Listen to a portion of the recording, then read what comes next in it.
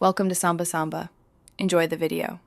You start now by powering and priming the ultrasonic mesh nebulizer so it will work reliably. First, make sure the battery is charged or the unit is plugged in.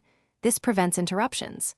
Then inspect the mesh cap and medication cup visually and with a quick air blow to remove debris, because a blocked mesh stops aerosolization. Next, measure and pour the prescribed medication into the cup up to the max line. Accurate volume ensures proper particle size and dose delivery. Once done priming, you assemble and initiate treatment with careful attention to seals. Fit the mesh cap and cup together until you feel the click. An imperfect seal reduces output.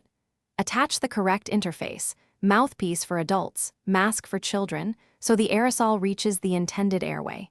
Turn the unit on at the lowest effective setting and watch for a steady fine mist. This shows correct particle generation.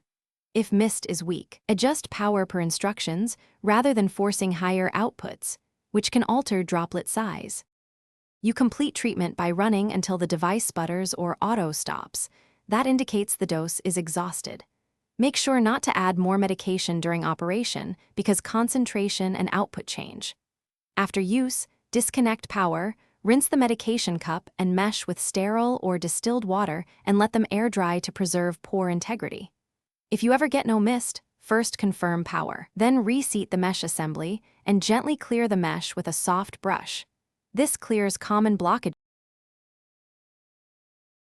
Thanks for watching. Consider subscribing if we helped you.